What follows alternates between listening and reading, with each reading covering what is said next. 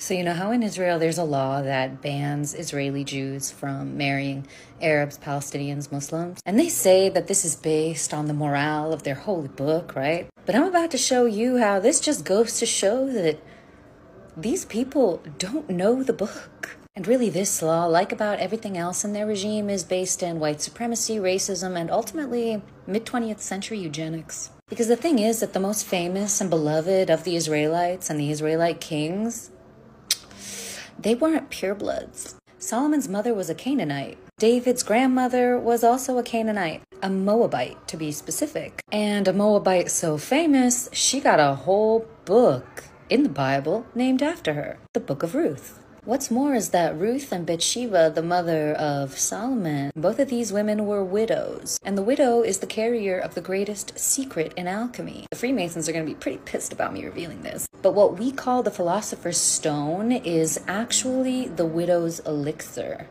And the sons of the widow were the real heroes of humanity, which is why a Freemason is otherwise called the son of the widow. Also, hi, I'm Eliane, and I wrote a PhD on political identity in Palestine and Israel. Oh, you thought I was just a little twitchy witch? No, that's Dr. Twitchy Witch to you. I also wrote a master's on alchemy and Jungian dream analysis. I know everything. And I've read all of Abraham's books, cover to cover, and some of them in their original language. I'm not from Israel or Palestine or anywhere else but the earth. I have no ethnicity, believe in no nation, and identify with nothing but humanity. And if you're watching this, then you're probably someone who wants to see a world without borders, just like me. And you're also probably someone who understands that identity politics benefits no one but the capitalists. Because the more identified you are with an age, a gender, a sexuality, a nation, a religion, the easier you are to market to. But the less you identify with, the more you understand that identity is fluid and that you change every single day. That as you watch this video, you're not the same person who watched the last video. Then you're really hard to pin down and categorize. It's really hard to put you in a demographic when you're a shapeshifter. But anyway, back to Ruth, whose book I encourage you to read because it's really short. But basically, Ruth lived with an Israelite woman named Naomi. She got married, her husband died, and eventually when Naomi was sending her and her sister back to her tribe, she decided to stay with Naomi because she loved her so much. She was like, please Naomi, let me go with you and worship your God. Naomi approves, takes her back with her to Israel. She marries an Israelite and eventually becomes the grandmother of King David, a man after God's own heart. And then David, who's basically God's favorite ever, he has a whole harem of Israelite wives that he wins in battle and whatnot. He eventually falls in love with a Canaanite woman named Bathsheba. He sees Bathsheba and she is so beautiful, like man's cannot contain himself. So he sleeps with her even though she's married, and he has such a good time, like he cannot forget that. He wants some more, so he basically sends her husband out to battle and conspires to have him killed so that, you know, he can marry her in peace and have her have his babies. But this makes God angry, and he sends one of his prophets to tell David a whole fable with a moral lesson, which I can get into in another video because it's a super cute story. But basically the lesson is that, like, David, you literally have everything. You have a whole harem of wives, and this poor man, Uriah, had the one wife,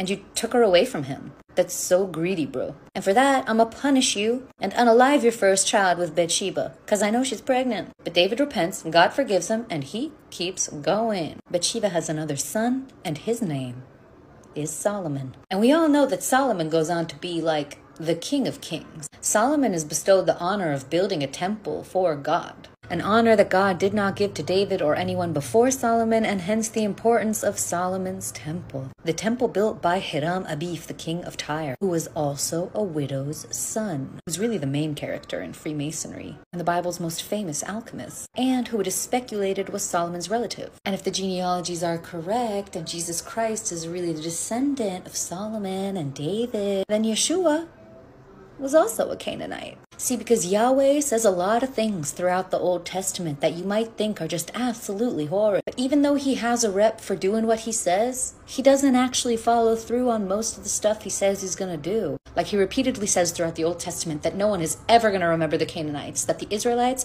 they're gonna erase them, they're gonna eradicate them from the face of the earth, and no one is ever gonna hear about them again. And yet here we are, you and I, talking about them. And there goes Yahweh, one book later, picking a Canaanite's descendant to be his favorite king. Bro is a talker, okay? Half the stuff he says, if not more than half, doesn't come to pass. And the modern state of Israel, as we should all know by now, has modeled itself on European colonies, and specifically the French colony, and German tactics for apartheid. Specifically here, that in order for one to maintain a purity of race, which I also don't believe in because it's not scientific, laws need to be implemented to ban intermarriage. But a little bit of critical thinking will show you that if anybody can convert to a religion and then get married, is there any purity of blood being maintained here? Anyway, I think I've rambled enough for now, so come to my live in a few hours. Love you, be free, decategorize.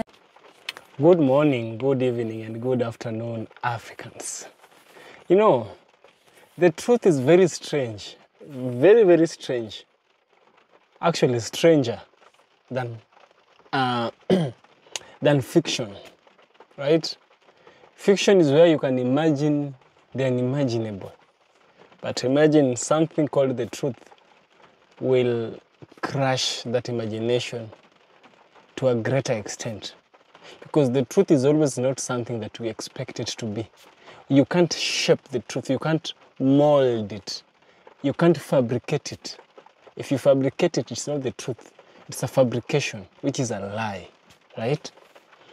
Through the generations, we've had people with whom we've entrusted with information about, we've entrusted them to relay information about people living on this earth, about people or a group of individuals, right? For example, we've entrusted people to tell us about the existence of characters such as Socrates, Plato, Aristotle. We've had people like Bertrand Russell, right? John Stuart Mill. We've had people who we have entrusted, Friedrich Nietzsche.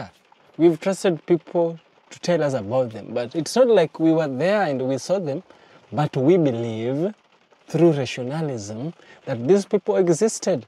So that is the point where we give thinking the central stage, but we give empirical evidence the backstage, because empirical evidence needs verification through the common senses, right? But now, what if the rationalism that we entrusted to deliver us information was in the middle of the way hijacked, and then it became fabricated? And now what we know to be the truth ain't the truth. It's something else, right? Reminds me of a very great philosopher called called René Descartes. René Descartes gave one particular saying that I really love it up to date. I think, therefore I am. This is a man who even doubted his own existence. I think, therefore I am, right? So I want to ask you a question. Are you a thinking thing, or are you a thing that thinks? Are you a thinking thing or a thing that thinks? There's a very big difference between these two. So, after understanding this, I want us to give it relevance to the modern situation that we face today, or to the contemporary situation.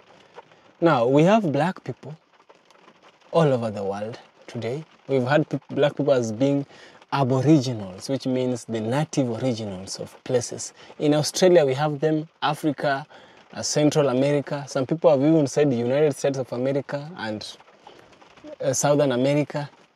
But what we know is that Africa is their motherland. So a recent study revealed that black people are the original Jews, or rather a section of black people are the original Jews, and the Jews that we know today are not the original Jews, right? It is history that was hijacked, and this history that was hijacked became a falsehood, and we believed the falsehood. Remember when I told you about we didn't exist, so what we rely on is thinking. We rely on rationalism. We don't rely on empiricism. And that rationalism was hijacked. Now empiricism, which involves common senses, has now been shown. DNA tests have been done, and DNA tests show that black people are the original Jews, and the Jews we have today are not the original Jews, but people whom we call Ashkenazi Jews.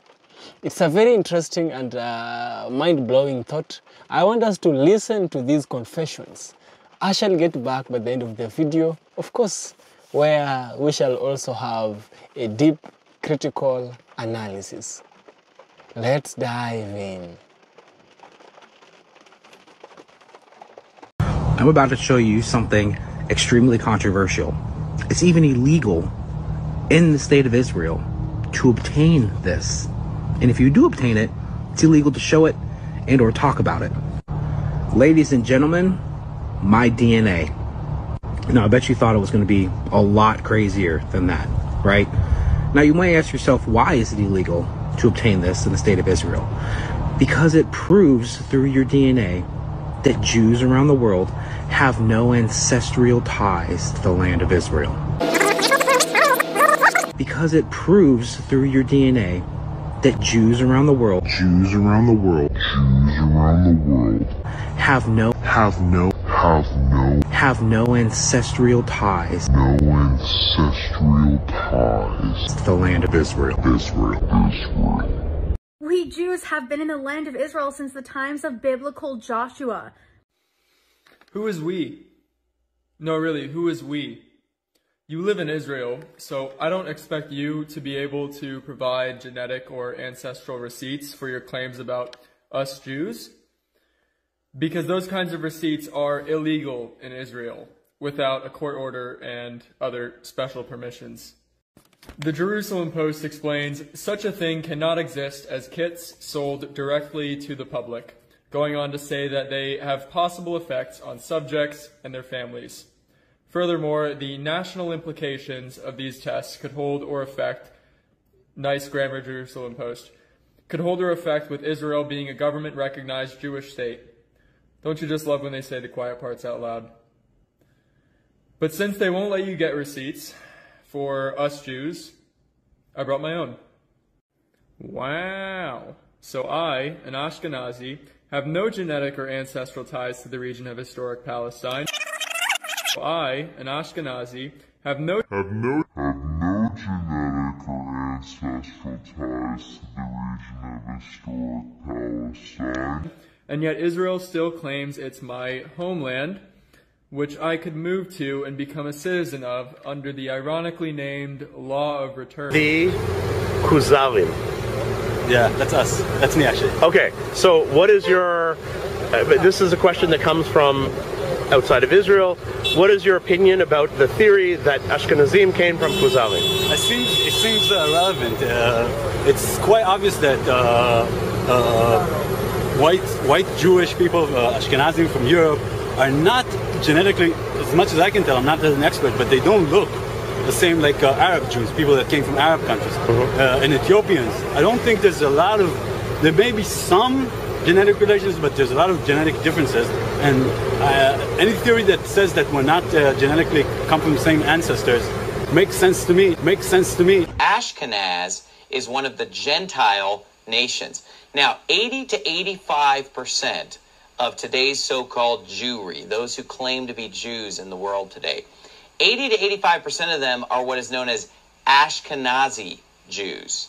And an Ashkenazi Jew is so named because he primarily descends from this guy in the Bible named Ashkenaz, which is clearly listed as one of the Gentile nations. Now, the reason for this is that there was a nation of people who were Europeans, white people, known as the Khazars. And in the 8th century after Christ, the whole nation of the Khazars turned unto Judaism. They converted to the religion of Judaism. Of course, it was a false, Christ-rejecting religion. And for a few hundred years, the empire of the Khazars was a power in Eastern Europe, and they followed the religion of Judaism. But eventually they were defeated by the Russians, and they were scattered into Eastern Europe. And so a lot of the Eastern European Jews today are the descendants of the Khazars. And so a lot of the Eastern European Jews today are the descendants of the Khazars. I was today years old when I found out. Ashkenaz, the eldest of the 3 sons of Gomer, the son of Japhet, and the name of a kingdom, referencing these same verses. Most likely it was the Scythian kingdom. And then after a few hundred years, they're lost from history. So they have zero to do with Israel, zero to do with Jewish people. Zero to do with Ashkenazi Jews today. Zero. You say, well, where did the name Ashkenazi came from? So a little over 1,000 years ago, as Jewish people scattered around the world had now emigrated in Europe and now were living in the Rhineland in Germany, they looked at the name Gomer in Genesis 10, and they connected Gomer with Germany, so they took on the identity of the name Ashkenaz. It has nothing to do with Ashkenaz in the Bible, which is a descendant of Japhet. It's just a name that was taken. Okay, it's that simple. Just like my last name Brown doesn't refer to the color of my skin or anything else. It was shortened from a Russian name when my grandfather came over at Ellis Island. The name got shortened to Brown. It's just a name. That's all it is. So the idea that Ashkenazi Jews are descended from Japhet is a myth, 100% false, zero truth to it. Just study the history, look into it, check the Bible dictionaries, encyclopedias, the archaeological works, you'll find the exact same thing. Key takeaway points and food for thought. 1. The original Jews are defined as those from the line of Judah. Judah was the fourth son of Jacob. 2. Ashkenaz was the first son of Gomer and is from the line of Japheth and not Shem. 3. They labeled themselves as Ashkenaz but claimed to be from the line of Shem. If they knew their history, would this error have been made? 4. The term Ashkenazi Jew is historically incorrect, as previously mentioned Ashkenaz and Judah are from separate lineages. 5. They self-identified as Ashkenazi and were not labeled as such. Due to the confusion in establishing their true lineage, one could suggest this has been a ploy to hijack the identity of an already established people. 6. It's claimed that the Ashkenazi people have been lost to history. But, are people ever lost to history, or are they invaded, conquered and assimilated? I'm a Palestinian. From 21 until 48, I carried a Palestinian passport. There was no such thing in this area as Jews and Arabs and Palestinians. There were Jews and Arabs. Don't you... I mean, you deny that there was a Palestine Arab people before, but there is now a Palestine liberation movement. The history of liberation movements are that they grow. Won't this one grow and become in end, in fact, your biggest enemy? I don't say there are no Palestinians, but I say there is no such thing as a distinct Palestinian people of all the Palestinians who live in Jordan. Why have the Palestinians in the West Bank become more Palestinians since the 5th of June 67 than they were before? Why didn't they set up a Palestinian country in addition to Jordan? Supposing your premise is right, then what should they have done? They should have set up another independent Palestine and fought from there. They didn't do that. They adopted the fact that they are in Jordan. They've adopted the Jordanian citizens. They are the majority in Jordan. They are in parliament. They are in government. What has happened since? Why have they become more Palestinian conscious since the War of 67? This feels like Christmas morning. I got a 23andMe ancestry and health kit. I think that I kind of want to start with the ancestry side. And it says ancestry composition. I'm 49.9% Ashkenazi Jewish. That's not a huge surprise to me at all, since my mom's side of the family is completely Jewish. My dad's side is not Jewish though. So let's go to there. Let's see what's going on. This is like, I feel really like on the spot. Okay, so I'm 100% European, which again is not a huge surprise to me, but it's just funny seeing it like that. I'm 49% Ashkenazi Jew, totally. British and Irish and German and French, a little bit Scandinavian, Northeastern European. Yeah, it's not super exciting, but I kind of know all of that information. I didn't realize how much of my family was from Germany though, so that's interesting. So let's see if I can get more information on this. It's funny, like I know where like my relatives and stuff came from, but it's kind of fun to see it broken down like this. Yeah, totally not surprising having the British and Irish be pretty strong. The German is though, so I wonder who came from Germany. I wonder if it has to do with the Ashkenazi Jewish part of my family. No really Scandinavian, no Italian. Wow, okay. It's pretty vague. It doesn't give you like, which it makes sense, but there's nothing really random in there. There's a tiny bit of East Asian and Native American, like the slightest. The first thing that they're telling me to do is do the late onset Alzheimer's disease. I do have some dementia in my family, so I wouldn't be super surprised that this was positive, but my heart's racing a little bit. I don't know. So I don't have the whatever, however you say that. So there's zero variants detected, which is, I guess, a positive thing. Cool. So Parkinson's disease. Let's open that guy up. I know that's like a very, so I have 0 variants detected. So age-related macular degeneration, a variant detected, not likely at increased risk. I'm not totally sure what that totally means, but AMD, we're familiar with that condition, but we'll see. I'll do more research on this. Have a slightly increased risk of celiac disease, which I've actually been tested by, like I've gotten blood work and stuff done for celiac disease. And I definitely, gluten is harder for me to digest, but yeah.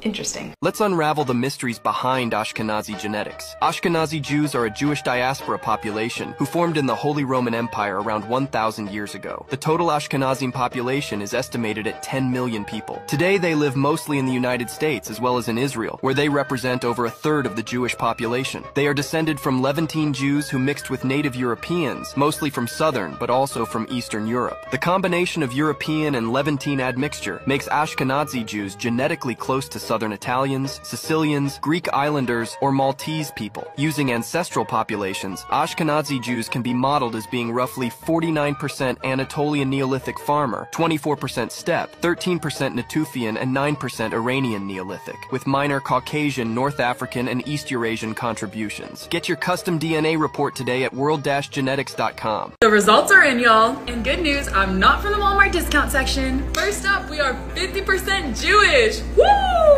Yes, I did have a bat mitzvah. Next, we got 26% Indigenous Americas, aka Mexico, aka Aztec warrior. Then we got 14% coming from Spain. Shout out to all those conquistadors. Then 3% Basque. Interesting. This is like the full little map thing they give you. And then I also get to see people I'm related to that I've never even heard about before. Kind of crazy, kind of cool, it's kind of scary. So, after listening to these confessions, here is my deep, critical analysis. Listen. So, what follows is that the people with whom call themselves the Jews are a group of people who came from Europe, right? Europe. And they came and they settled to what we call Israel today. We believe that, I am one man who believes in the Bible. So much I believe in it. I don't think the Bible lies. It is not in God's character to lie. It's not in him. He is one being that will never lie to us. He is one being that is, his characteristics does not allow him to lie.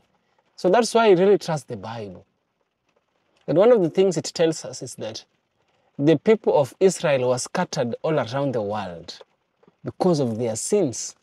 So these sins made them to go exile, right? So in this exile is when they went to all over the world, and maybe in some way whatsoever, they got married to other tribes, other races, other religions, right? Because look at the map today. Look at the position of Israel. Look at the position of Egypt. Egypt is a representation of Africa. So it is easy to move from Egypt to Africa. From Israel to Egypt, which is Africa. I'll use Africa for Egypt and Egypt for Africa. So it's easier to move between these two countries. It's easier to move between them. Even the proximity allows. Yeah? So it might be possible that during the exile, the black people intermarried with the Jews of that time, which were not white. They were like the Arabs. Jews are like Arabs. They are typically Arabs. Those people are just Arabs. And Arabs are Jews. That is how it is. They share the same grandfather. They share the grandfather by the name Abraham. From what I know, from my understanding, they share the ancestor Abraham, right? The Persians are not Arabs. The Persians might be different. So, how does the white Ashkenazi come about? The white Ashkenazi comes about because we have this ideology, we have this school of thought that brings about the word, the chosen one. The chosen one. You see, being called a chosen one, according to my understanding, is the biggest level of self-gratification. Being called a chosen one is the biggest level of racism. Being called a chosen one is the biggest level of selfishness, because you put yourself on a pedestal above all other human beings and you call yourself special and above the law, right? That is according to my understanding. But I can also have other understanding as well. You see, being called a chosen one can also be seen from the other side, because a coin has two sides. Now let's flip the other side. So being called a chosen one can be a form or a symbol of authority. Authority and the responsibility to take care of other human beings. That is another way we can look at being called,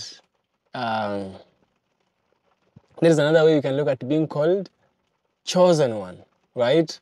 So a chosen individual is an individual with whom either they are selfish, or this individual has in them entrusted by God to take care of other people, right?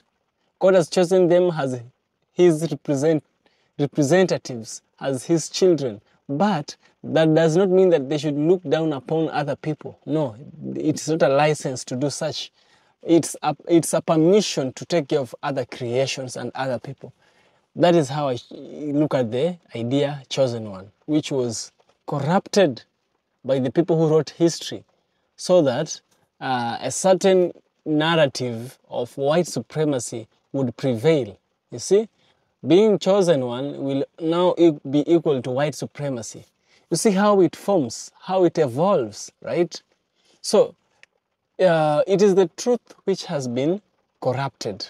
When I told you that rationalism can be attacked by propaganda, it is a true thing. And that's why sometimes empiricism is good when paired with rationalism to arrive to the concept of truth, right? So empiricism shows that when DNA test was done for the white Ashkenazi people, what came about was that they were not the real Jews. Now that's an empirical evidence. It's evidence you can verify by your senses. You can see, you can touch, you can smell, right? It shows, no, you guys ain't the chosen one. It might be those other people, but someone went somewhere and wrote false history so as to push a particular agenda. That's a total lie. That's a propaganda, right? It's important that we take away all those bad things, those bad knowledge they've always shared with us. Let's throw them out and let's now start picking them one by one and put them into the basket. Yes. From there, we shall leave the rotten ones down and keep the fresh one on the bucket, right? The truth is stranger than fiction. Always know that. And also another thing that I have to add to you is that if you remove the impossible, just remove everything impossible, that which you are left with however improbable it might seem, that is always the truth. And in this short life I have lived on this earth, I have seen it's true. If you remove the impossible, whatever you're left with, however improbable, that is always the truth. I have seen it. See you in the next one, guys. This is EFK Original Documentaries.